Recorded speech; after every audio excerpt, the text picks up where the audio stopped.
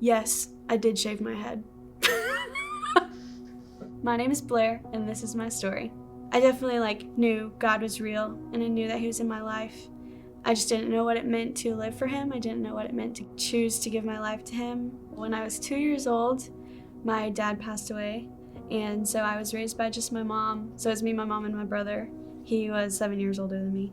My brother also passed away, and that was definitely the hardest thing. So the day that my brother did pass away, I was 9 years old and I was trying to run to him, and there was a policeman holding me back, and I was screaming and crying, and then all of a sudden everything around me went perfectly quiet, and I just got still, and it felt like these huge arms wrapped around me and hugged me and told me that everything's gonna be okay. And then my mom came running up, and she picked me up in her arms, and she was saying again and again, it's gonna be okay, but I knew that she was just saying it for herself to believe it.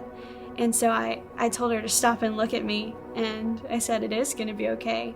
And I know, to this day, that didn't come from me. That only came from the Lord. And that hug was from him, and it was comfort, and it was peace.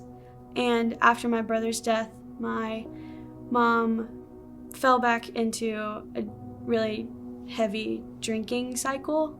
I would go to my room and tell my mom goodnight, and then I would sneak out of my window and just hang out with whoever was available to come get me. That started a cycle of sexual sin that I felt stuck in. I wanted a way out, and I couldn't get out on my own. And I had this teacher who taught me a lot about the character of God as my friend, not just a father, and the relationship that the Lord wants with me. I started to understand it more and see it and feel the Lord's pursuit of me as his daughter and as his friend. And I was like, okay, I really want this. I just didn't know how to go about that, really. In my first semester of college, I called someone from the summer camp that I grew up going to, and she told me about Refuge. So I started going to Refuge every once in a while. I went to community group a few times, and I was like, this is really different. I started to want to be around them. There was this one night I was in my dorm, and I was like, wow, I want to hang out with the people that are in my community group, and I hardly know them. And I kind of asked myself, why do I want to hang out with them? And it was because I really wanted to hang out with Jesus, and those people were like Jesus. They lived for him. I decided to commit to going to Refuge and community group every week. And I was like, I can't make any more excuses. I'm gonna go. I eventually started a discipleship group, and I didn't realize at the time that was gonna be where I found a lot of freedom. That was where I was able to confess sin and still be loved.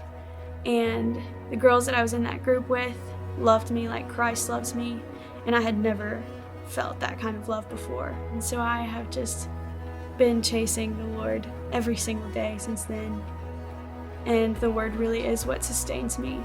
When there's nothing else for me to grab onto and hold on to, why wouldn't I grab onto him and hold on to him? His love is like no other, and there is so much peace in that. I'm Blair, and that was my story.